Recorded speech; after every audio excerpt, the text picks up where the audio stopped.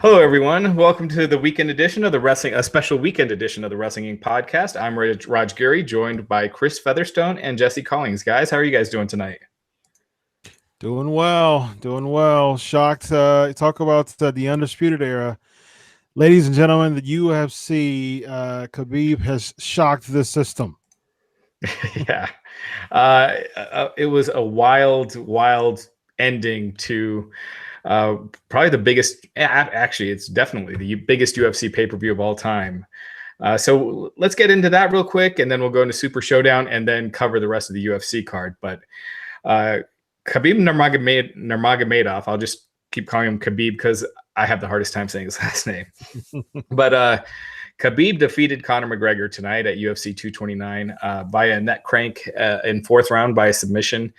It was kind of how a lot of people saw it going. People expected if Conor won, it would be on the feet. Khabib won, he would basically be taking Conor down and just dominate him on the ground. That happened for most of the fight, although Conor did take one of the rounds. Guys, overall thoughts on the fight itself. Chris, we'll go to you first. It was very one-sided, and I definitely think that yeah, maybe some ring rust from Conor. Maybe I don't know. I don't know what it was, but he was just off his rocker the whole fight. It got to the point where in the third round, going to the fourth round, I was like, maybe the judges would have gave him the third round, perhaps, but the first and second round was 100% Khabib. So the fourth round, he was already losing before he tapped. And I was like, well, he either has to knock him out or tap him out in the fifth because he was already down in points. So it was Khabib all over. What do you think, Jesse? Well, on paper, it's kind of like a classic MMA match. It's a grappler versus a striker. And for first two rounds, it was all Khabib. I mean, once he got Conor on the ground, it was over. It wasn't a particularly exciting first two rounds, but from a technical standpoint, Khabib was far superior. And, a lot has happened to Conor since his last UFC fight. He's had all sorts of stuff outside of the combat area. He also had made all that money in the Mayweather fight. And I just think he's in a different stage of his life than he was during his last fight. And as Bob Sapp once said, once I started getting rich, getting hit in the face started to hurt a lot more. And it's hard to tell if he was really as prepared for this fight and as willing to go as far in this fight as he would have been, earlier in his career. I actually thought Conor looked good. I just think Khabib is such a beast on the ground that I don't. If this happened 2 years ago, I don't know if the result would have been much different. Khabib. I mean, that's what he does. He tortures. He takes guys to the ground and just tortures them, and then beats them, and that's what happened here. So, the first round, as you could expect, both men didn't touch gloves. Conor actually stuffed a takedown early, but Khabib was able to get Conor's ankle, held on, completed the takedown, and then pretty much the rest of the round was Khabib on top, smothering Conor, landing shots. But not too much damage done in the first round. I had it 10-9 for Khabib. I think pretty much everyone did. The second round was more dominant for Khabib. He landed a big right. Conor followed up with a big knee. After that quick exchange, Khabib took Conor to the ground and just was nailing Conor with some big shots, with big punches and elbows, doing a lot of damage. Khabib was going for an arm triangle at one point, but Conor defended.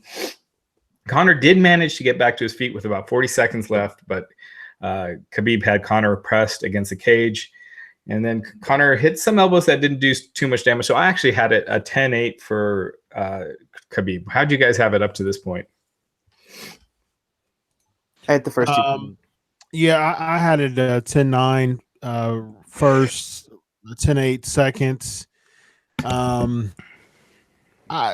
Conor the third round just because he was hitting some more strikes, and Khabib looked a little gassed the third round because he was very aggressive the second round, and then before and then going into the fourth. In the fourth, I had Khabib up. So, like I said, points wise, Conor was wasn't going to win anyways unless he got either a knockout or a tap out.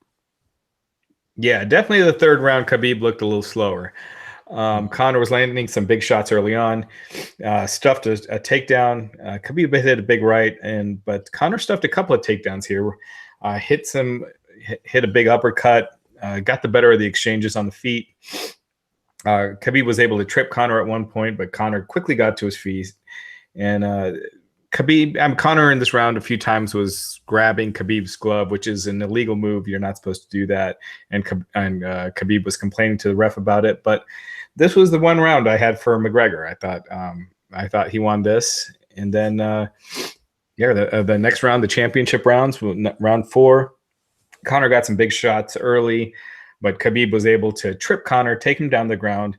He controlled him, dropped some left hands, got Conor's back, looked like he was going for a rear naked choke, but got his chin, so it was more of a neck crank, and Conor tapped, and Khabib got the win. 3 minutes and 3 seconds in the 4th round. A huge victory for Khabib. And then it's hard to say if he blew it all away, what's going to happen to this. I mean, I think clearly he's going to be stripped of the title. Now, Conor just this past April attacked a tour bus, got shattered glass on a bunch of fighters. It changed their pay-per-view card. A couple fights got called off. So what Conor did back then was, I would say, worse than what happened tonight. And he's back fighting 6 months later. Mm-hmm. Obviously, I think, a Conor Khabib rematch would be insanely huge. Yeah. Yes, after this crazy scene. Mm-hmm. And as we've seen, money talks. What do you guys see happening here? Jesse, I'll go to you first. Yeah, it's hard for me to. So Khabib is the bad guy here. He's the one that jumped over the cage and attacked someone outside the cage, and then someone from his team ran in and attacked Conor. He looks like the bad guy here, but as you said, Raj, there was the whole incident with the bus. That was Conor was 100% the bad guy there. In the build up to this, Conor accused Khabib's coach, I think it was, of being a terrorist, and that was really Islamophobic. And it's hard for me to really side on Conor. To me, there's no winners in this. I think there's only losers. And unfortunately, in my opinion, UFC is kind of asking for this. They're the ones who used the bus attack in the build-up for this fight. They're the ones who brought Conor back after that. They're the ones who are making these guys rich. Conor and Khabib are going to make a lot of money off of this fight for basically promoting violence and violence against innocent people in this case. And it really is a black eye for the sport and a black eye for UFC. But I mean, they're probably going to do a fight again, and they're probably going to, use this as promotion for the fight. And it's in that point, it's kind of an ugly business for that. Yeah. So real quick. So what happened after Khabib defeated McGregor? He jumped out of the cage and went into the crowd and attacked McGregor's teammate, Dylan Dennis. Now, they had heat in the past, and it actually goes back a long time. So I got an article up on Wrestling Inc. that was just published, and it goes a little bit into the background between Dylan Dennis and Khabib. So while Khabib runs out into the crowd to attack Dylan Dennis, who's a teammate of McGregor, inside of the cage, one of Khabib's teammates jumps in and then starts attacking Conor and starts punching Conor. It should be said that Conor's team, they didn't retaliate that I saw in any way. It didn't seem like they were fighting back or they struck anyone, which shocked the hell out of me. McGregor was eventually escorted backstage, and then Khabib got back in the cage, surrounded by security. It was a crazy scene. Fans are going crazy, just booing. And he actually wanted to be presented with the title. Dana White came in. He refused. He explained that fans might throw debris into the cage if he did, and that wouldn't be a safe situation. Nurmagomedov was escorted backstage as fans pelted him with trash. It was just a nutty scene. No post-fight interviews, obviously. I'm sure Khabib won't be at the post-fight press conference. We'll see if Conor is. Just an insane scene. Have you ever seen anything like this in MMA, Chris? No, definitely not.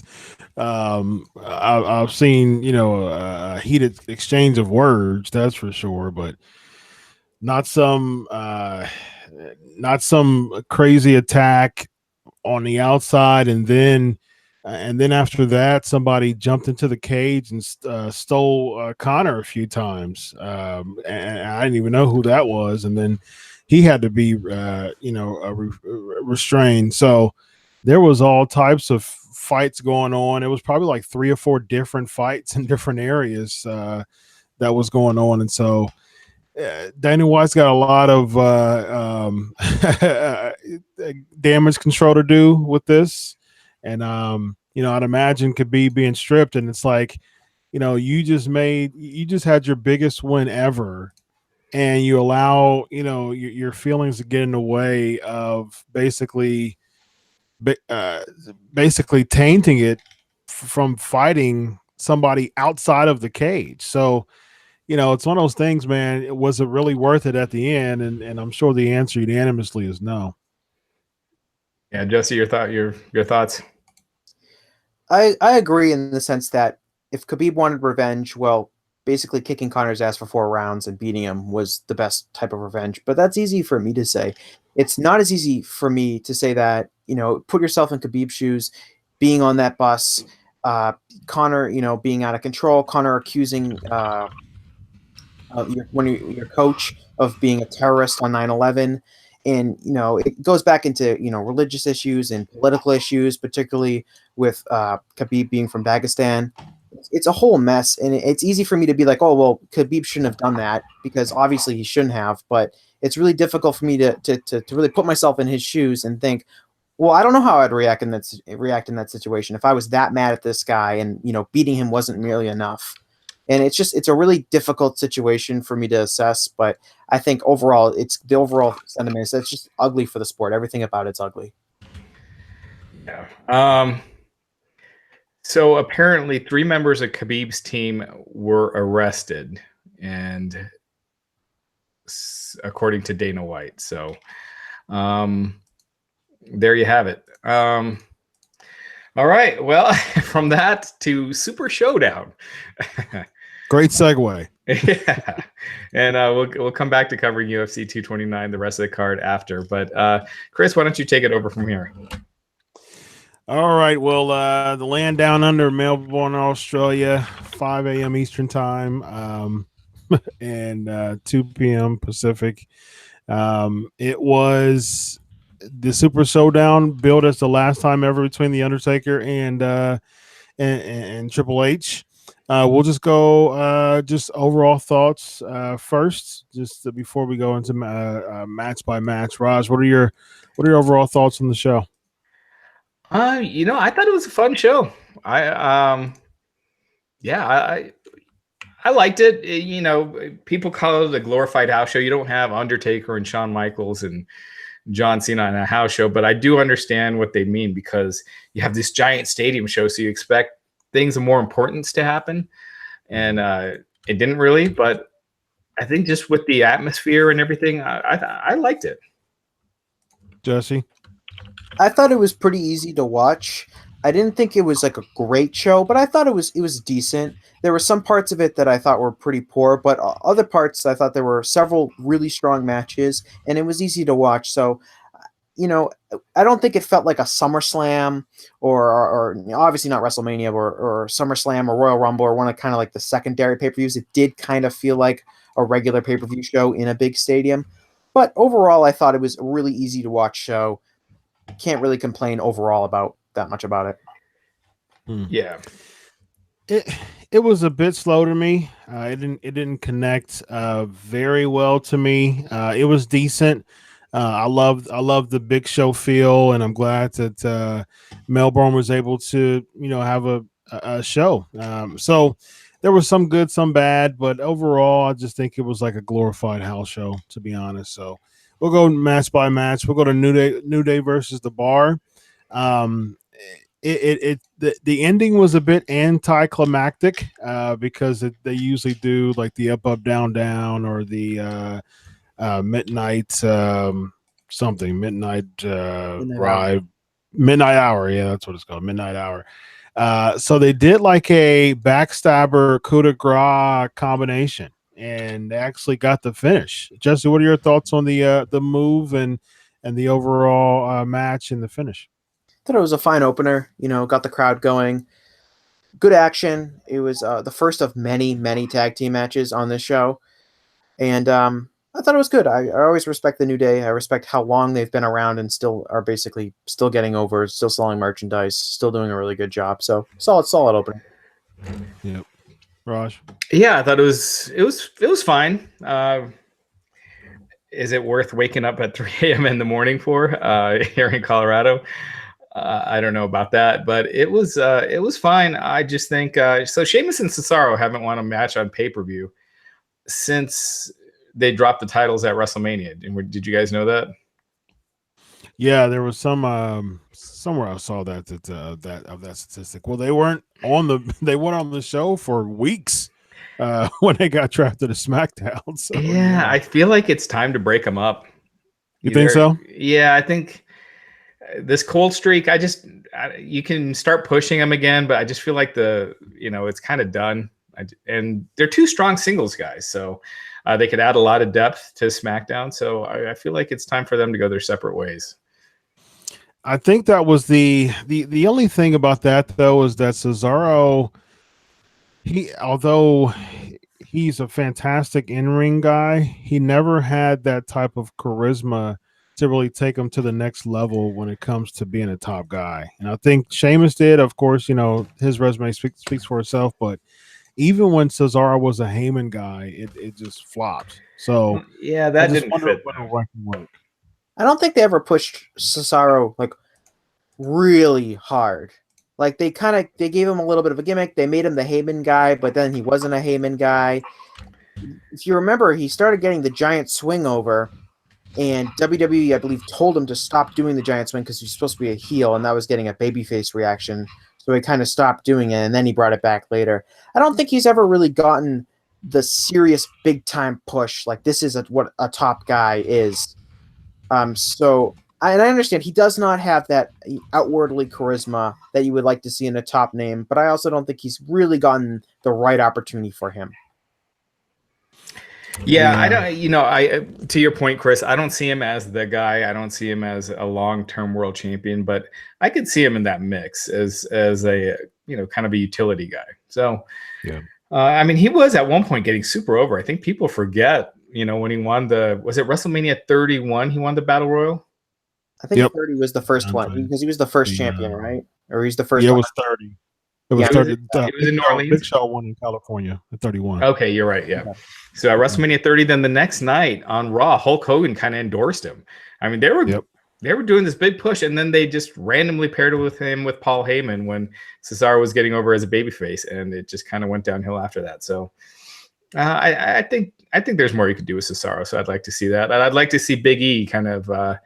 Nakamura is not doing a damn thing right now. Why not have Big E feud with Nakamura? And for the U.S. title. Yeah, they're just I don't know what the heck they're doing Nakamura, other than having a United States of Knock America, which is terrible on all sides. That's not even a good merchandise. That's terrible. So we'll see. I like Big E and Nakamura feud. I think that sounds good. I think Big E is. New Day's still over, like Jesse said. I agree. Charlotte Flair and Becky Lynch, DQ finish. It seems like they're kind of building up, possibly for Evolution. Now they did say that there's going to be a rematch on SmackDown. So Lynch still, they're trying their best to give Lynch some heat.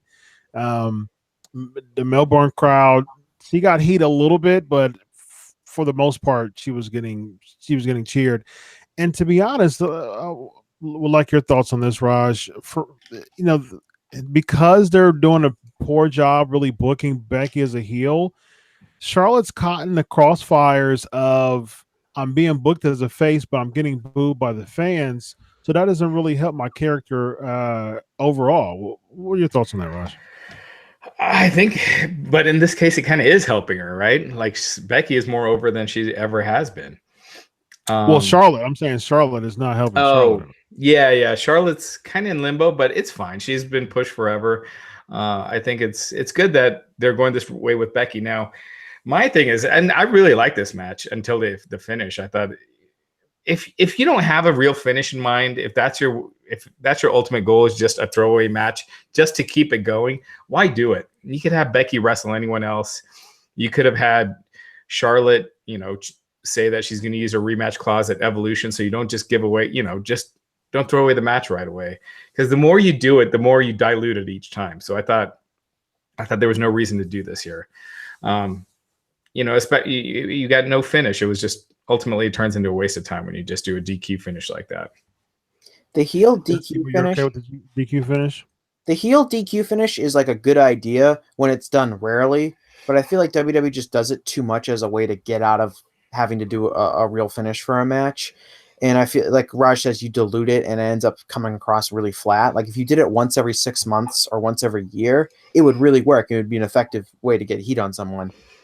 But since they do it pretty regularly, it's tough. I think it's really weird that they continue to just fight the fans on the Becky Lynch thing. That you have someone that's over, the fans really want to cheer for them, but they remain stubborn and saying, no, they really want to cheer for Charlotte.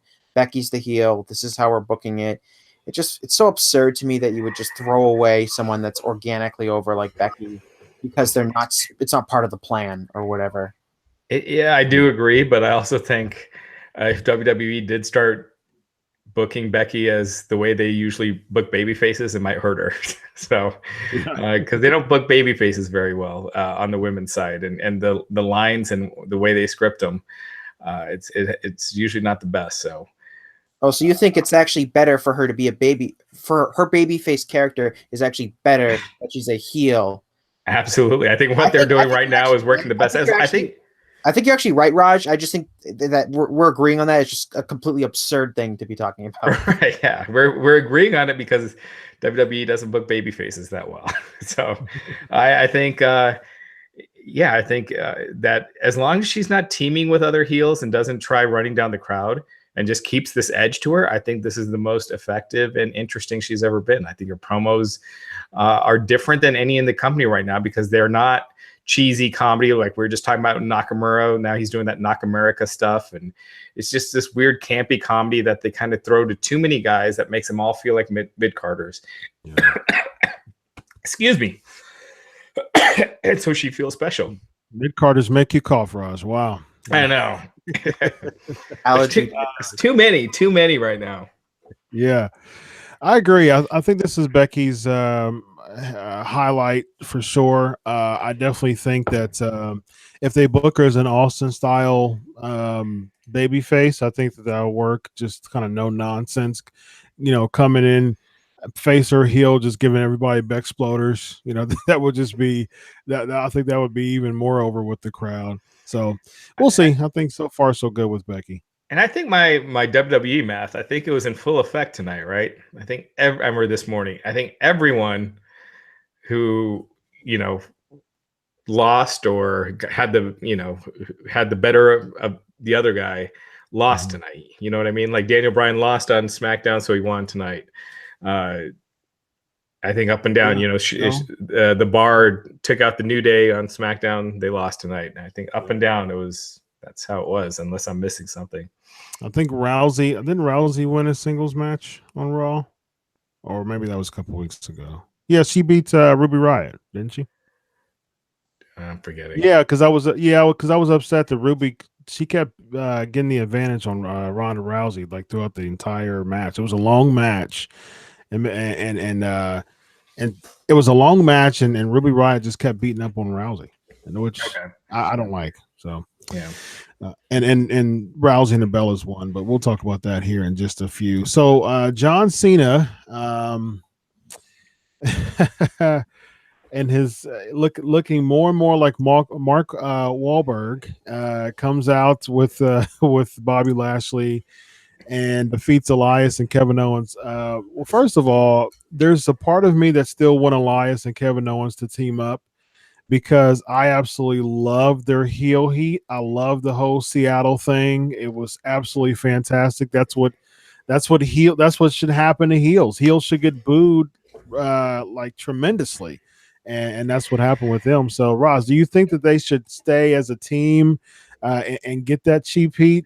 Because like the Australia show really don't count because it was just kind of like, a glorified house show to an extent. You kind of, there wasn't really much build and storylines to go with it.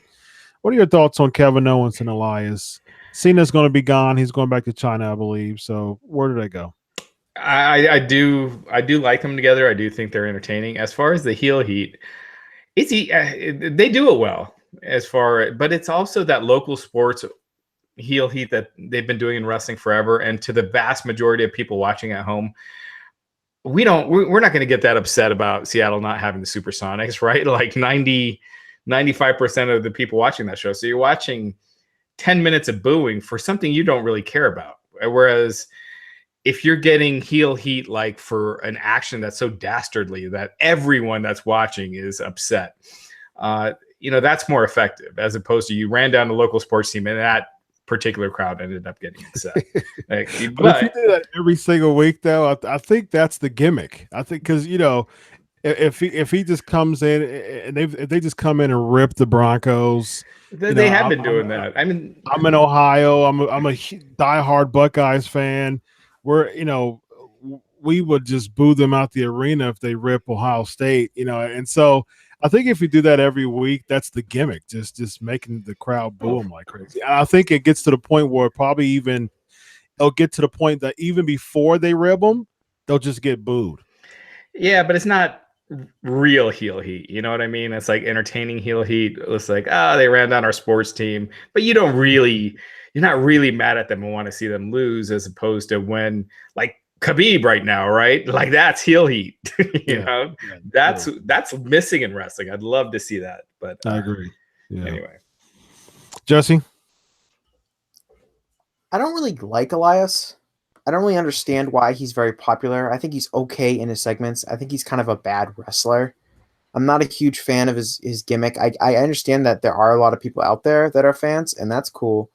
I just don't get it. And when we're talking about like the cheap heat by insulting the sports fans, I think Eric Bischoff once said that there are certain things that can get an enormous reaction and don't mean anything for as far as drawing money. And I think that's what we're talking about. Elias can insult a city and people can react. But what does that mean? Is that really turning Elias into a bigger star week to week? I don't really know if that is. I don't know if Elias is ever going to be a real business difference maker for WWE. I don't know if he's ever going to be a world champion. As far as Kevin Owens is concerned, I think Owens is a really good wrestler and a really good talker, but I think that he really needs to be presented as a serious competitor because of his physique and because of the way he looks. Is that if you want to get that guy over as kind of a badass, he needs to be a little bit more protected than, say, a guy like Braun Strowman, who obviously just looking at him looks like a badass. So I think when Kevin Owens does kind of the cheap heat stuff and does kind of the funny heel things, I don't think that really helps him overall moving forward as a character, because I think he really needs to be taken seriously, kind of like the way Samoa Joe is booked. To remain effective. So I'm not really a huge fan of the pairing between Owens and Elias. I think it's needed. To me, I think it's a needed thing. I think both of them by themselves just weren't hitting that echelon of being super important.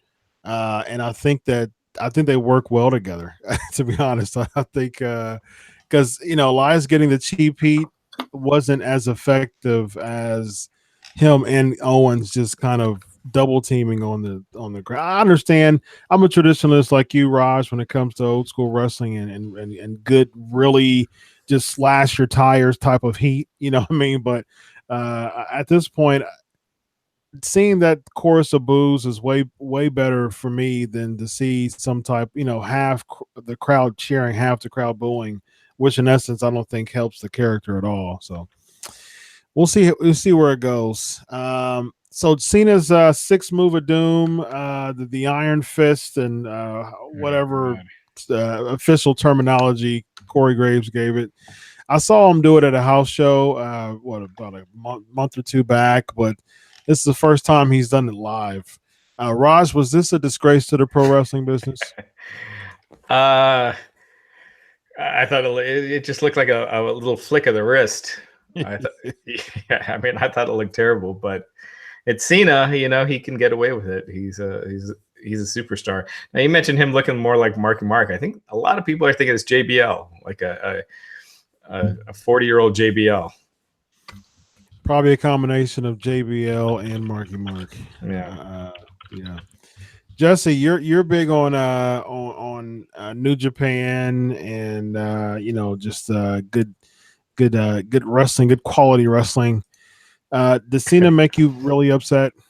No, the real disgrace to pro wrestling here was they talked about how John Cena had been training with Jackie Chan like 5 times during the match, and then after he does this punch, Corey Graves goes, "Where did you learn that?" And I'm like, "Are you kidding me? He obviously learned it from Jackie Chan."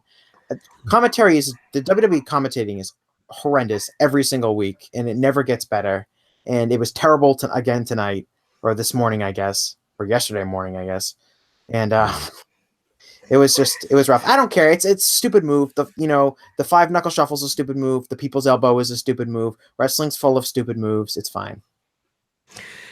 I'm a big Liger mark. I've liked Mike Liger ever since the early '90s.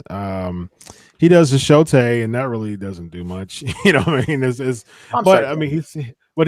such a good wrestler that he can do that, and it works. But you can't really compare John Cena and Jushin Liger's wrestling abilities to have a move that isn't as effective. So I hope this doesn't stick, but it seems like it may. We'll see where it goes. Iconics picking up a win against Naomi and Asuka. I think this was quite predictable because Melbourne's their hometown, and so Raj, where does this lead to, if anything? Well, WWE usually beats people in their hometown, but I think when a country is spending a bunch of money for them, right, then they're willing to make the exception. So I think Saudi Arabia and Australia or any of these other ones where they're doing these specials, you'll actually see the hometown people winning. I don't know. Corey Graves made a comment about when Asuka was doing Naomi's entrance about kind of where she was and where she is, and it's just kind of sad to see. She's a hell of a talent.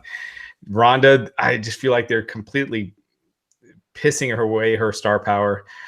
They could have done something really special with her and Asuka. They could have done something really special with Ronda and Nia.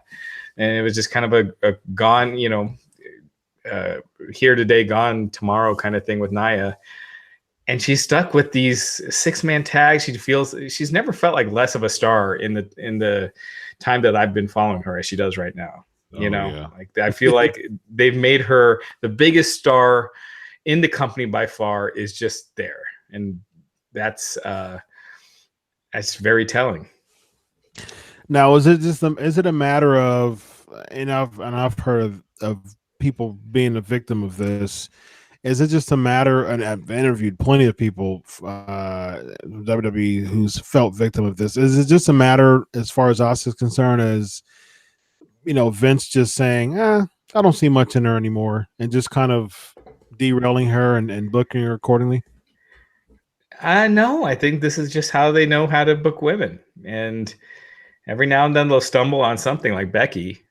But we'll see. It's early to say. They want to make her a heel, so there's a good chance they mess that up. So, I think, but it was almost 1,000 days that she didn't lose a match. I mean, they were doing a fantastic job. It seems like it was a call from the top that just kind of pulled the plug.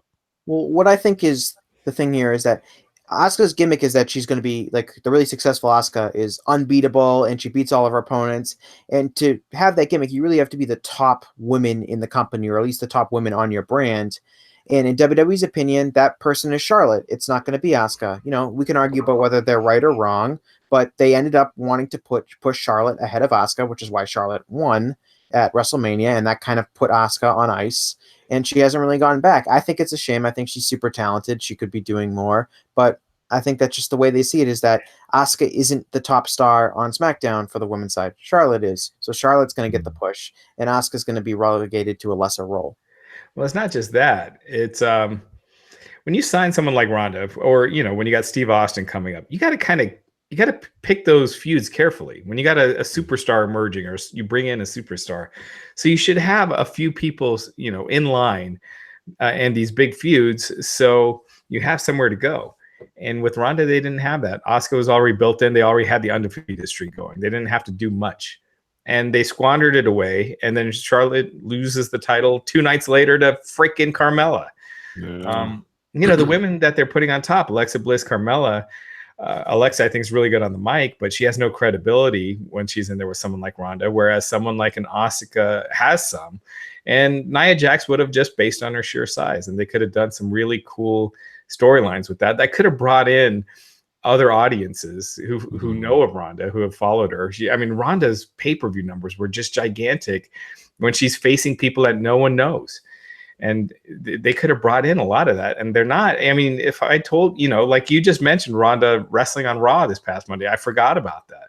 Yeah, it should be something special. She's the biggest star in the company. It shouldn't be a throwaway thing. Yeah, that's a good point. Just that was the lowest Raw ever, and that had Ronda Rousey, one of the biggest, sports stars in the world. Yeah, and to your point, as far as booking women, it's unfortunate because again, it's one of those things, just the 50-50 booking. If you're going into the feud intending to make both look good or look equal, I think that's the problem. Because I think with Rousey, you gotta make her look like a machine. She just can't afford having the long matches on Raw right now. She needs to run through Alicia, run through Dana Brooke, run through Mickey, the people who aren't as top tier, to get to those top tier opponents, to make them, she should be at a point right now where she's unstoppable. Now she's, getting beat up, most of the match against Ruby Riott. No offense to Ruby, she's good in the ring, but there's no way that Ronda Rousey should have a last minute move, breathing heavily, barely made it fight against Ruby Riott. That really defeats the purpose of her looking like a machine, which she should be at this point. It's like when Steve Austin was coming up, and I go back to Steve Austin just because that's a close thing to Ronda as far as persona goes, like this badass, right? And when Steve Austin was coming up, you don't put him in a 50-50 match with Rockabilly, or right. Guys that are underneath, that are not on their level. Like a test. Yeah. Well, the model for booking Ronda Rousey is Brock Lesnar, right? Should be. Show up infrequently, kick a lot of ass until you have like that one special opponent or 1 or 2 opponents where you really have more of a 50-50 match. And that should be it. But they also made a big investment in Ronda Rousey, and they want to have her on the show as much as possible, and they want to have her wrestling as much as possible. And they want, it's not going to be like if she's on the show for 2 minutes because she beat someone in 30 seconds, maybe that's not the best use of her as far as trying to generate viewership interest. Yeah. Yeah, the infrequence, and not put her on every week. So, like I was saying, I used to love Test back in the day. For some reason, I don't know why, I would have Test to be like world champ, but he wasn't at the stage that he could be in a 50-50 booking match against Austin. As good as he was at the time, as much as he was a thing, around the Mean Street Posse era, you wouldn't want him to go back and forth, down to the wire against Austin. It just wouldn't have made sense. So, and you don't have Austin or Brock or any of those guys using words like gumption in their promos. Right. Exactly. Right. So yeah, now we got Styles and Joe. Joe lost the series. He lost the feud. He was the second. He was the Nakamura of today. Like Nakamura was 6 months ago. Just recurring matches over and over and over again, just for AJ as the babyface to win the series out and just kind of leave the heel just out in the pasture. So, what do you think? We'll start with Jesse. What do you think overall about this feud and the fact that Joe did not come up on top, and there's no logical reason for them to have any rematch now because he beat him clean, he made him tap. So there's nothing else. There's nothing else to develop to say, okay, well, Joe deserves another rematch unless he actually goes in the house this time, which will make no sense. Well, in the WWE world, like they could just put him. He could just get another match. Like there doesn't even be logic for that. Announced by Page. But I don't have a problem with Joe losing. AJ's a really good champion. He has really good matches. I thought he was really good in this feud, and I thought Joe was good in this feud. But one thing I would change, and I thought this match was really good. The one thing I would have changed, I wouldn't have had Joe tapped out. Have him pass out from the pain, have him take a pinfall, have him do anything, but tapping out is like the weakest way for him to lose. And I would have liked to have seen him at least retain some form of intimidation, even if he lost the feud, because now as he moves on, is he going to go back down the card and he's going to, job to Randy Orton or someone else on the show? I would have at least allowed him to keep some of his heat, but I wouldn't have had him tap out. I don't think that really serves a purpose for AJ or for Joe. I was fine with them tapping out. What I thought was stupid was that this was a no DQ, no count out match, right? Because the last pay-per-view, it didn't end in a DQ or a count out. So what was the point of this? What was the point of this stip? It should have been a submission match because Joe had submitted AJ and the ref didn't see it. It should have been a submission match because they went with the submission here anyway. I mean, the submission stip is what makes sense, coming off of that finish. And then they did that. So that made no sense to me, especially with the finish that they ended up using. I got to say this. Did this feel like a big-time WWE Championship match following a big grudge feud? No, because they put it in the mid-card, and that sucked for the WWE Championship match. Exactly. So I've been saying this forever. Like, they keep pushing this stuff as, in the middle of these pay-per-views, so people don't take it like a big deal. And you just saw the crowd didn't really react tonight. Nope. I mean, they were chanting like, "We want tables." That's something you do in, a prelim match with the, Well, I will say this about the crowd. They had a big crowd, but it's tough to get a real audible noise in a stadium that large, especially if it's not filled to capacity. They announced 70,000 tonight. I would say there's probably 60,000. I was saying like 55 is probably something like that. And it's 100,000 seat arena outside. There's no dome, so it's harder for the crowd to really hit. For sure, but they were louder. But you heard them more in other matches. Yeah, you did. But I wouldn't really hold any like the lack of crowd noise against them just because of the circumstances. But I agree. It isn't just this. It's not just tonight. It's just in general. Like every time they're on pay-per-view, crowd's usually pretty quiet. And I think SummerSlam they're allowed, but since then, it just doesn't feel like a big deal. It feels like a mid-card match. It feels like a intercontinental title match, to be honest. And again, I'm not blaming Joe. I'm not blaming AJ. I'm blaming how WWE keeps positioning them so they keep conditioning fans to not think it's a big deal. People talk about Raw and SmackDown, how much better SmackDown is than Raw. Well, whenever they do the shows in the same city, Raw outdraws SmackDown by a lot. I mean, when they were here in Denver, SmackDown drew, I think, like 3,300 SmackDown Live, and then Raw the night before drew like 6,500. So it was almost double on what they did. So it's clear that they see Raw as the bigger deal. And when you got both in the same city at the same time, they're going to pick Raw over SmackDown. And that's just how WWE has been positioning it. Raw only drew 6,500 in Denver. Yeah. I mean, it wasn't a great crowd either, but it was still a lot more than SmackDown. So, well, you have to. I think placement, like we were talking, I think placement has a big deal to it because they start doing the dual pay-per-views in May, right? Backlash. So it's been 5 months. Yeah, and then you have Mania. So at least for the past 6 months, AJ hasn't main evented as champ. What was before, including the dual branded ones? I don't think they've ever. It's been. I don't think they've ever done it right since the brand split. Yeah, that's what I'm saying. It's been at least 6 months. No, I'm thinking it's been like 2 years since since the brand split with the Survivor Series, the SummerSlams, all those. The closest that you would come to it was when Brock wrestled Randy Orton, and that's because Randy Orton had just moved to SmackDown. Right. What I'm saying is the last time that AJ's actually main evented a pay-per-view. Yeah, it would be before the brand split. Yeah, so before. So they had the actual SmackDown pay-per-views before the split. So I think that was the last one he main evented, right? After the split. Yeah. After this, well, so that was at least before Mania. So it's been at least 6 months. I don't know what was March's pay per view, like Fastlane or something like that, or Yeah, something like that. Yeah, or Elimination Chamber or something like that. Yeah. Yeah. So it's been a while. It's been at least 6 months. If someone in the chat knows those stats as far as the last time AJ main evented a pay per view, bring it up. So yeah, but that being said, also I think this feud lost a lot of its steam after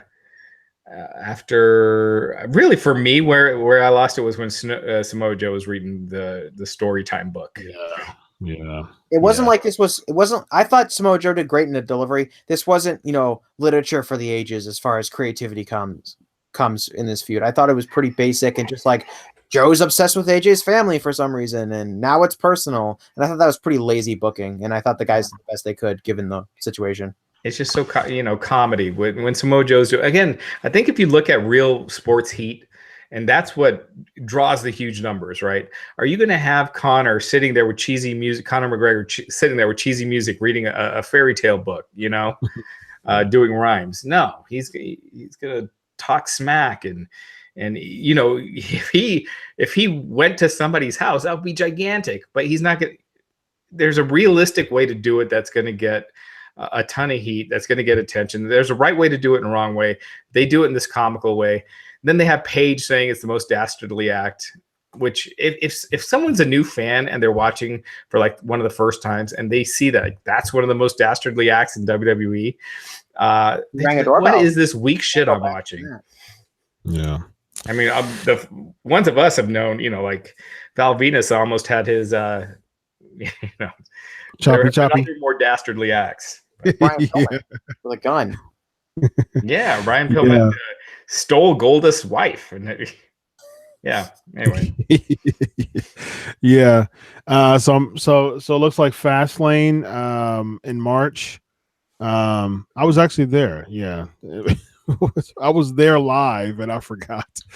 So that was March of 2018. It looks like AJ went against he won the 6-pack challenge. So for the title, he retained the title. So that was the last main event he was in. So it's been 7 months. So that goes to show how much WWE is interested in the WWE Championship right now. So do you think they're gonna have AJ hold on to it until he beats CM Punk's record? Well, I think that they were doing that with Lesnar. I think they were doing that with Lesnar. So yeah, but since Punk actually held the title that AJ did, I could see them they've had AJ hold it for this long. Like, let's have him. Might as well. Do they really have someone on SmackDown they need to get the title on very soon?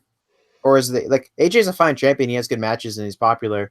I don't see anyone on SmackDown really. You could maybe argue Bryan, who's obviously the #1 contender now, that like could really need the title. But other than that, like he could easily hold the title for, through WrestleMania.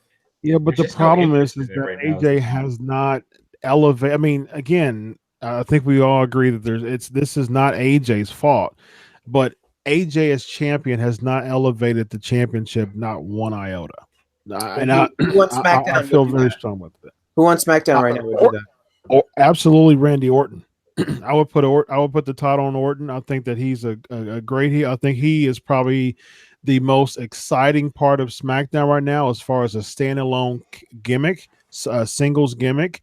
And I think that he, with his heel heat right now, would be able to elevate the championship. Okay. And I think that he would come as close. I think that he would come the closest to main eventing for that championship more than anybody right now. I kind of disagree. I think it's kind of a step backwards if Orton gets the title back. Here's what I would do. I think AJ needs you're bringing these big names from the past and just putting them up against each other. These throwaway matches that does no one any favors. Undertaker's still going, right? Why not have Undertaker go to SmackDown, get him out of this feud with Shawn and Triple H, and he's saying he wants the WWE Championship one more time and have him feud with AJ. That elevates AJ. That would be last on pay-per-view, and they'd have a good match. And if you have AJ beat Undertaker, then all of a sudden you have elevated AJ. You've made that title seem more important, and you've used an old guy, one of your older stars, to help get a younger star over. Instead of, I got to admit, after I saw this Undertaker Triple H match. I do not care to see Shawn back in the ring. I don't care about this tag match. And so they're using these old stars, just putting them together when they could be using it to really get some new talent. And granted, AJ's 40 plus, but you know what I mean? Like, give the rub to I don't know, man. Guys. I don't know if I would buy. I don't know if I would buy the Taker thing because I just don't want to see him in the ring anymore. I'm he's a in big the ring, Taker so fan. if he's going to be in the ring anyway, why not use it to help a younger talent? Because I don't think WWE has the stick-to-itiveness to make that go past a month. That's exactly what happened with Roman Reigns. He beat Taker, and then weeks later he gets flipped over by an ambulance by Strowman. I don't see them doing anything different with AJ Styles. He'll beat Taker, and then weeks later, Brock Lesnar will come back, and then he'll be more important on the card. So what we're saying is it wouldn't work because of WWE incompetence. Exactly. Exactly. Isn't that most of what we argue about anyway? Yeah. I think that's the common. I hate ragging on them because they are so successful money wise, but you just see it time and time again. Yeah, not ratings wise though. They're good businessmen, but not really good creative as far as the ratings has been concerned. Record lows after 25 years of Raw. That pretty much says a lot. So, all right, let's get into Rousey and the Bellas against the Riot Squad. I think the very short notes, the very footnotes on this now is that they're building Nikki and Ronda. I don't think there's much to say about this other than the kind of like the animosity, this very slight kind of commotion they had in the beginning. It seems like it was very clear that they're going to build something for them. That's evolution. Yeah, your thoughts, Raj? Yeah, I didn't get the feel of any kind of build here, but again, they're doing the same thing with Ronda pretty much every time in these tag matches. She tags in at the end, gets the win. Again, I just feel like they're just wasting Rousey. Biggest star in the company, doesn't feel special. And the Bellas are being attached with the Bellas doesn't help her either. It's, baddest woman on the planet, and she's with the Bellas like that. Yeah, that should seem like someone she can't stand. So, yeah, true. They should seem like someone she can't stand. So anyway, we can just move on unless Jesse, you have more. I actually think in this instance, Rousey actually looked like she was really special because once she got the hot tag, she completely destroyed the entire team. Her offense looked really good. She had the cool double submission finish. I thought that made her look like, oh my God, this woman's way better than everyone else, which is what you want to do.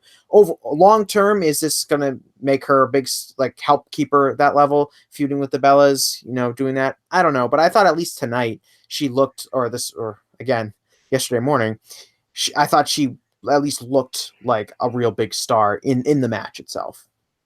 Yeah, I think the double armbar helped her. I agree. I think the hot tag and the double armbar helped her look like a star, look like she's above the match, and I appreciate that. It seems like that's a one-off though, because it seems like they're doing that to make her the star of Evolution, to put Evolution over, and probably most likely ever after Evolution she'll have long matches against Liv Morgan. So that's probably how it's going to be come the following Raw after Evolution, unfortunately. Feel good moment for Buddy Murphy. I think this is inevitable as well. I think this is pretty much a given. Defeats Cedric Alexander. It seemed like the writing was on the wall because they kept kind of driving Cedric Alexander undefeated statistics down our throats. He hasn't been pinned all year, and I think that was pretty much like they're building all this up to make Buddy Murphy look like not only has he broken this streak, but he's the hometown boy. So it seems like they really wanted to spruce this up to make it look like a big win. Jesse, what do you think? Good match. I like the idea if a guy is over in his hometown and then that guy wins and that guy looks like a bigger star moving forward. I know that's a novel idea for WWE, but I think it really worked. And they had a really good match. This was, I think, my second favorite match on the card from a pure quality standpoint. Yeah, the crowd was into it. The most I've ever seen them into a cruiserweight, For championship sure. match. So yeah, I think it was a good move all around. I don't think Buddy Murphy holds on to it for that long. I think Cedric gets it back sooner than later, but I thought it was good. The Shield comes back with the Max. I like it. I think that's we haven't seen that for quite some time. So it was like full on Shield gear now, and so yeah, the 6-man was decent, and I don't know, man. I just like the Shield, like the Shield used to be. I tweeted this on Monday during Raw. I was like, man, what the heck is this? What This isn't the Shield. I'm so used to the Shield, gang attacking people, triple power bombing people. But they've played successful baby faces even when they were kind of heelish, when they were feuding against the Wyatt family and Evolution. But now they're booking them to have like the traditional baby face. I'm gonna get beat up, and then win at the end. I think that's an adverse effect when it comes to a gimmick like the Shield. Raj, what are your thoughts on just how they booked this and just the match at Super Showdown? I thought the match was really good, but they need to end this right now. I hope that this was the end. I think, look, you got 3 championships held up in this 6-man tag feud that no one really cares about. No one really cares who wins or loses at the end. It's a who cares in a 6-man feud at the end? Yeah. You could go either way. I almost would have went with Strowman pinning Roman, since you're, doing that match next. And so it gives Strowman some steam, but regardless, I also don't like beating champions, especially world champions, even if it is tag matches. So, I just hope this is done, because you're tying up 3 titles in this one feud as well. You're tying up the tag titles, Intercontinental title, and the Universal Championship. Instead of having separate storylines and threads for each of those, they're all tied up in one, and that makes all the rest of Raw seem very unimportant. It feels like all filler. Let's get these individual feuds back. You can still get Dean involved somehow, but let's break this. Hopefully this was the end of that. But I thought the match itself was really good. Jesse? Yeah, the match was fun, really good action, fast pace. Everyone looked good. That was great. I mean, they brought the Shield back because they want Roman Reigns to get cheered. And Roman Reigns was never more cheered than when he was with the Shield, which is why they brought them back. And they don't really have an opponent like the Wyatt family or like Evolution. This Strowman, Ziggler, McIntyre alliance was really just thrown together to give them heels to work against. So, it isn't blowing me away. I agree with Raj. It's tying up the titles. They should try to do something more different and diversify it. The Shield doesn't feel as special because it's, like the nostalgia or the second run is never going to be as good as the first run. I mean, I'm trying to think of anything in wrestling where the second comeback was, better than the first. When WWE brought the NWO back in 2002, that wasn't better than the original NWO. Or when they brought ECW back, it wasn't better than ECW. Or when Evolution returned, it wasn't any better than Evolution before, or any of the DX revivals. It's just the nature of wrestling. Well, I think Terry Funk would disagree with you, because he came back a bunch of times, and middle-aged and crazy still. I think how many of those were really effective? I think his ECW comeback was pretty effective, because it definitely helped launch. Is when he came back and put Ric Flair's head in a plastic bag. Oh, that was. I love that. The Clash of the Champions. The worst, one of the worst pile drivers I've ever seen in my life. So that was it the Clash of Champions? I thought it was Chi-Town Rumble, when it was after Flair and Steamboat, right? It was the well, I think Clash of the Champions where it culminated, if I'm not mistaken, because Funk was the judge, and he comes in because Funk is being an actor, and then Flair beats Steamboat. Funk's a judge, and he's like, "Hey, why don't you give me a title shot?" Flair's that's one of those things. It felt real. It's not comedic. Yeah. All right. Flair's like, no, you got to go in the back of the line, pal. And, You've been butting heads with Stallone. Yeah. Yeah. That's heat, man. That's even with a terrible looking pile driver on the table. If y'all go back, that was a really bad looking pile driver, but that didn't matter. It didn't matter. He still got a bunch of heat and it worked. So makes me want to go back and look at that. I probably will. Daniel Bryan and The Miz, odd finish, odd match altogether. It seems like they wanted to do that to protect The Miz in a way, not have like a tap out or a running knee finish, just kind of like unexpected type of finish. Raj, what are your thoughts on this? It seems like they're still trying to protect the Miz in some form. You know what? I love this finish. I always like. I think wrestling is too telegraphed nowadays. You kind of can see when a finish is coming, when it's not. So I like when. I feel like they should do this more often, where finishes come out of nowhere. It makes a match seem more spontaneous, less scripted. So I liked it, and yeah, it does kind of protect the Miz a little. You know, we had the Wednesday podcast, and they're talking about the Miz getting the next title shot. Just the Miz versus AJ Styles. I just think it brings the championship down even more. I just feel like Miz is entertaining, but he's not credible. And I think Daniel Bryan's the right move. So him and AJ, I mean, that's going to be awesome. So I like this all around. I like the finish. I like it that it's Daniel Bryan. I feel like Daniel Bryan needs some steam because he's lost a lot. Mm-hmm. Jesse, what are your thoughts on this? I like the finish for what it was. I do like the idea of training the crowd to recognize quick finishes, and now it will be surprising next time they have a match. If Bryan tries to roll Miz up, the crowd will be into it. Mm-hmm. Raj said he did not think Miz as number one contender would be a good idea. Well, he's going to hate my idea, which if I was booking, I thought about, you have Miz win this match. He's number one contender. He rubs in Daniel's face, and then he flukes his way or he steals the title from AJ or Samoa Joe, and then the Miz holds the championship all the way up to WrestleMania, taunting Daniel Bryan all the way. Bryan wins the Rumble. Bryan finally beats Miz for the title at WrestleMania. I think that helps elevate the WWE Championship by tying it into a big feud. It gives you a big, more than years-long build for a feud, something that WWE doesn't really have. I just thought it would be a good idea. But, Bryan versus Styles, I'm not going to complain about seeing that. Yeah, I just think, I don't know. To me, there's something missing about the Miz that's a top name for me, like a consistent top player to elevate the WWE Championship. I think to me, I compare the Miz to like the Honky Tonk Man, like a really, really good heel mid-carder. Like, if the Honky Tonk Man would have won the WWE Championship once, I think it wouldn't have been surprising, just like the Miz did. But I don't know, it's just something about the Miz that just doesn't really scream top main event star to me. Yeah, it's like if you're watching wrestling with friends that don't watch wrestling and they see Brock Lesnar, like, oh, okay, I see it. Like, yeah, that guy looks like he could destroy people. And then you show them the Miz.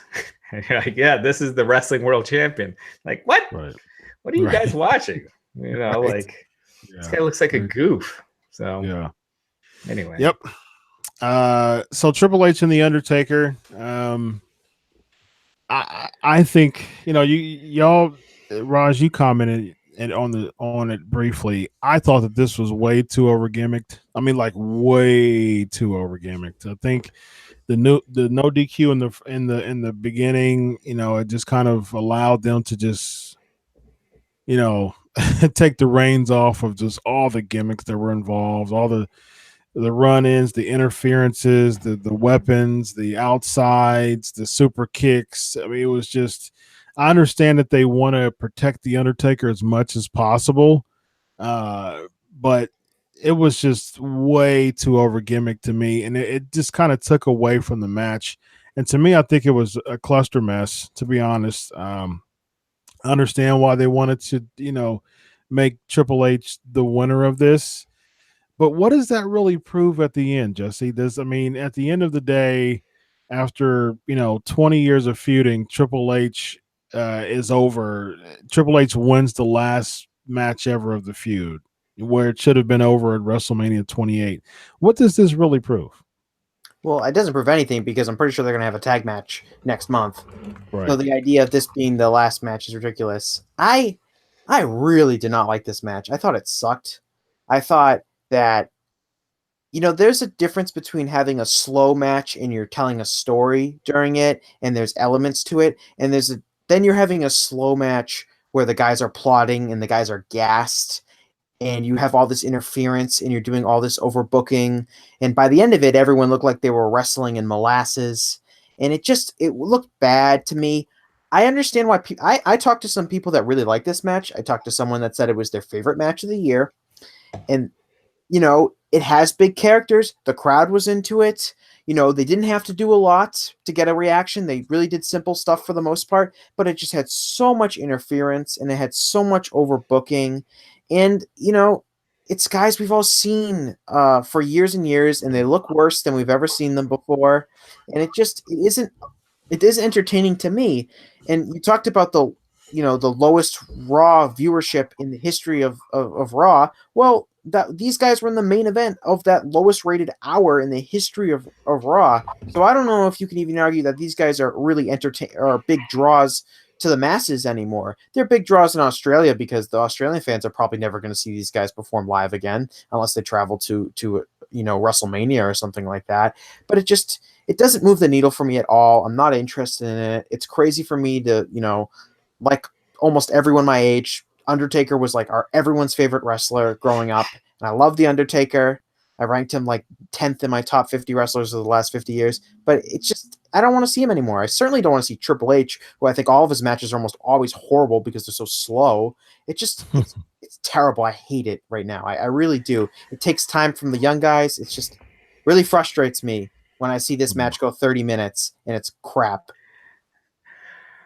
I thought the match was Now, I felt like it went 10 to 15 minutes too long, and I think that hurt it. It did not need to be this long. Triple H has this obsession with his matches being long, even though they move slow, and like he's not he's not a spring chicken, and these matches drag now when you're going that long. Yep. It's not the same as when he worked with Taker, whatever it was, 7 years ago. 7, yeah. So 6 years, 28. Yeah, so I just thought this dragged. It kind of took me out of it, but they are two superstars, and but yeah, I thought it was kind of nothing. I figured, I said this last Monday, I figured Triple H was going to win to set up Saudi Arabia, and then Matt got me to change my mind. But yeah, it made sense. Seeing Sean out there, seeing him bald that makes me not want to see him wrestle for some weird reason. I agree. Yeah. People were really, that was something when, social media lit up when that cowboy hat came off last week. I was like, oh my God, HBK bald. Yeah, it just takes away. It's like, I don't want to see Ultimate, obviously he's passed away, but back in the day, I wouldn't want to see Ultimate Warrior come back and he's a skinny guy with no face paint and a buzz cut. Right. It's just not what, it's not what you remember. It's not part of that persona. I don't want to see Steve Austin come back with, a big beer gut and, hair, I guess. I don't know what else, but you kind of want your heroes looking a certain way of people that you really look up to. And Sean looks completely different. I'm sure he'll do fine. Who knows? I mean, when he was running around like outside the ring, he looked like he had been riding on a mechanical horse for 8 hours. He was really bow-legged. Well, here's the thing: is we can say the match was we all seem to have not really had high opinions of the match. Obviously, I didn't really like it, but the crowd really ate it up. The crowd was hot for this match, and I think they're superstars. Yeah, and I think they. We can say that, they're not athletic, but they don't really have to do a lot. Like, if Sean just gets a tag and hits sweet chin music, and if he can still do the kip up, which I'm assuming he could possibly still do, like, the fans are going to eat that up. Now, if Sean wrestled every week, which he's obviously not going to do, then maybe it would be different. But these guys are big stars, and they still get bigger reactions than anyone, else on the roster, and that's a problem that WWE doesn't have anyone else that's been able to do that. But it's WWE is not going to go away from these guys as long as they keep getting reaction and they keep creating interest. Yeah, that's the reason why I was a big fan that Taker grew his hair back, because the Uncle Fester Taker at 30 was just that was a bad call. So I'm glad that he grew his hair back and that he's able to be the Undertaker again. So yeah. I'm just not really as excited about Shawn Michaels coming back as I would have thought I would have been 6 months ago. I have Especially go ahead, Jesse. I have just a quick question. Did anyone? I didn't hear anything about like the gate for this show. or like how expensive tickets were? Because I know for the Saudi Arabia show, the tickets were dirt cheap because the event was already paid for by the government. Was this a similar situation in Australia where tickets were very cheap, or they sell like real face value tickets? It's a totally different market for them. They have a much bigger presence in Australia, but I didn't hear anything about like, was this a 70,000 people, 70,000? Was that a 70,000 people gate, or was it cheaper? Because I don't know. The tickets for this show were really expensive. So they did a big gate. So this was so they did a big gate. Yeah, unless they gave a lot of freebies, but the actual prices for these tickets, they were really high. Well, that's good financially for WWE. So, and I think when you have these one-offs on these big cities and these big, country, international shows, that's a good financial gain for WWE, no matter what's on the card. So they're going to keep. The Saudi Arabia show got moved. Real quick, so the tickets were $25 for the upper level. Like a lot of events, those are like $10, and a little over $1,000 for ringside, $1,050.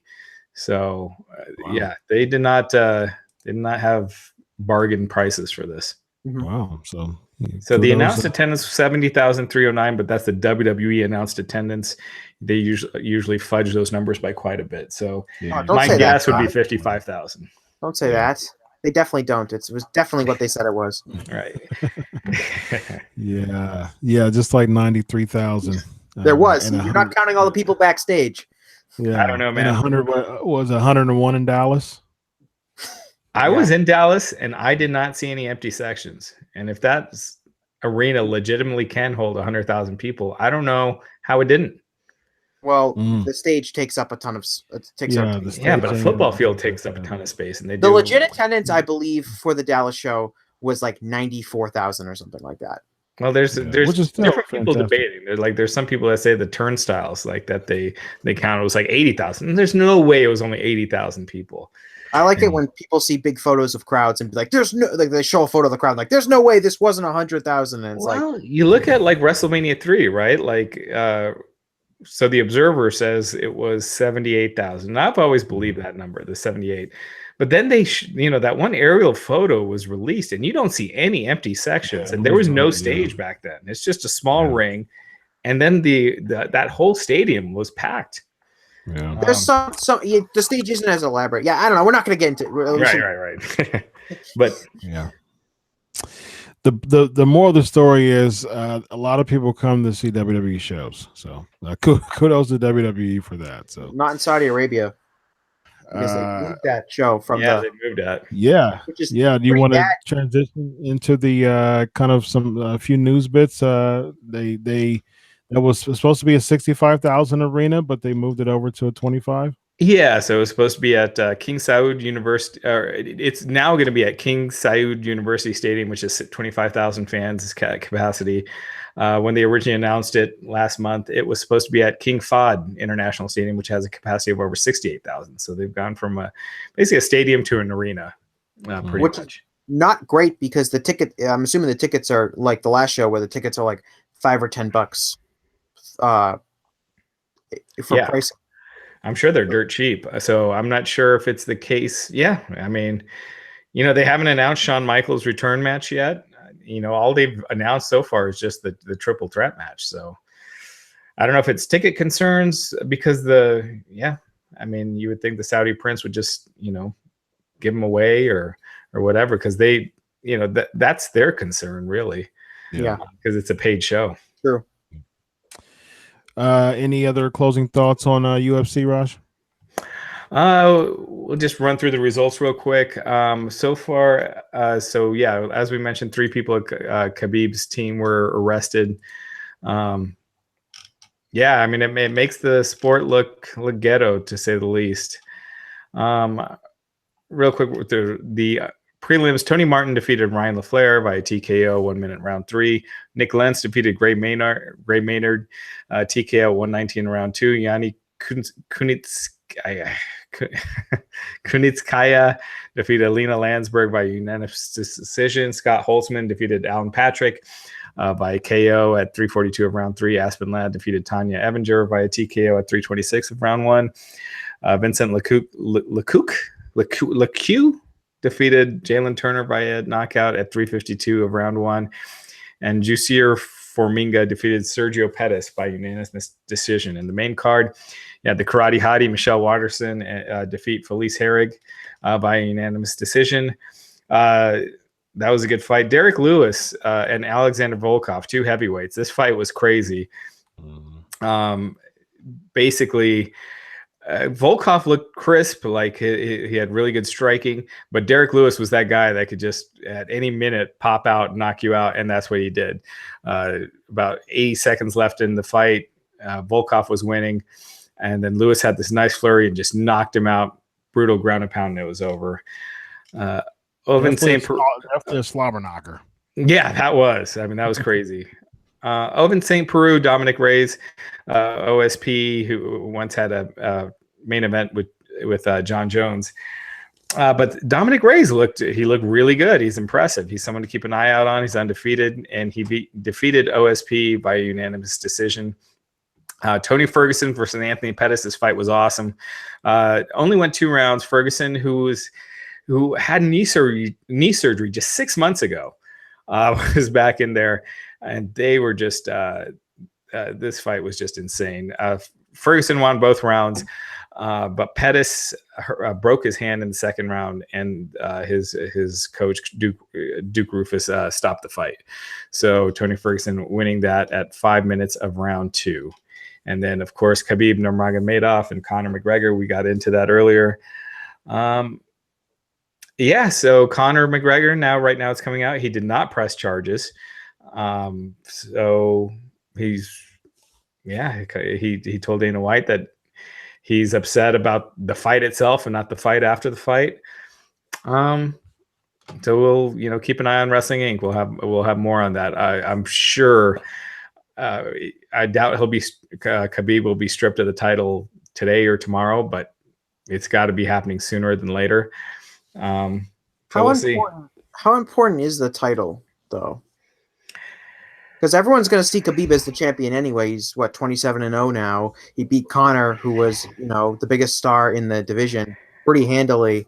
So that's I think one of the problems with UFC right now is that they it's a cluster. The titles are pretty, or there's so many interim champions and there's so many of this that it's hard for me to really care about who the champion is. Everyone knows Khabib's the top guy in the division right now, even if he's not the champion. Yeah, so Khabib's teammates, apparently Phil in our chat is noting that his teammates have been the 3 members that were arrested were released because Connor's not filing charges. I agree. Back in the day when I started watching UFC, there were 5 titles and it was easy to name who the champion was, and just there were so many big stars because there were so few titles, so few events. It was easy to follow. You just had tons of superstars. Now you got like 3. You got John Jones, Conor McGregor, DC. And that's pretty much it. GSP, when he does fight, who knows if he's going to fight again. Yeah. Well, a couple of months ago, things were looking this was looking like not a great year for UFC. And then all of a sudden you have, Conor fights Khabib, obviously. John Jones can magically fight again. DC has the big win over Stipe. And all of a sudden you've got all these, Brock's coming back. And all of a sudden the company looks like it's in great shape after what looked like was going to be a pretty disappointing 2018. Well, I can't even tell you what their Madison Square Garden main event is. Shevchenko versus someone from the Ultimate Fighter. Unless you watched Ultimate Fighter, which almost nobody watched in the last season, you don't know who it is. Yeah, and she hasn't had a fight since. So that's the main event for their next Madison Square Garden show. So they're doing some weird things, but yes, they do have some big months coming up with John Jones coming back and Brock Lesnar and everything. So there's potential there. Speaking of seconds, I think, Jesse, this might be the second time that may be better than the first. I think that there's going to be more money in a rematch between Khabib and Conor. If they do it. Well, this buy rate, they were throwing out really high numbers, and even if it falls short of those high numbers that were being talked about as far as pay-per-view buys, it's still going to make them a ton of money. This is a hot property. The thing about UFC, more so than WWE, is that UFC has the top stars and names that can bring in casual fans, as opposed to WWE, where it's pretty much just the hardcore fans, except for WrestleMania. But UFC can, They're the hardcore fans who are going to watch almost everyone. They'll watch the UFC MSG show with the main event that no one's ever heard of, just because that's what they do. But they have the Conor McGregors, they have John Jones, they have the Brock Lesnar. Those guys are coming back to draw the casual fan interest, and that's what really is going to make them that much money. Yeah, and it's kind of one of those things too. Like people are talking about tonight being a black eye for UFC and MMA with what happened.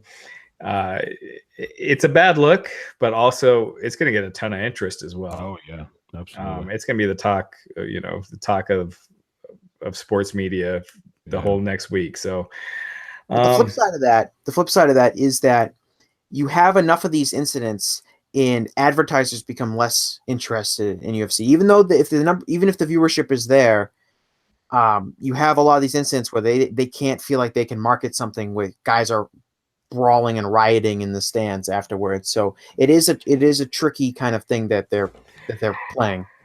Yeah, I haven't heard of any major sponsors dropping them, and there have been nothing as bad as this. But well, again, I think the Conor bust thing technically could be worse, depending on how you look at it.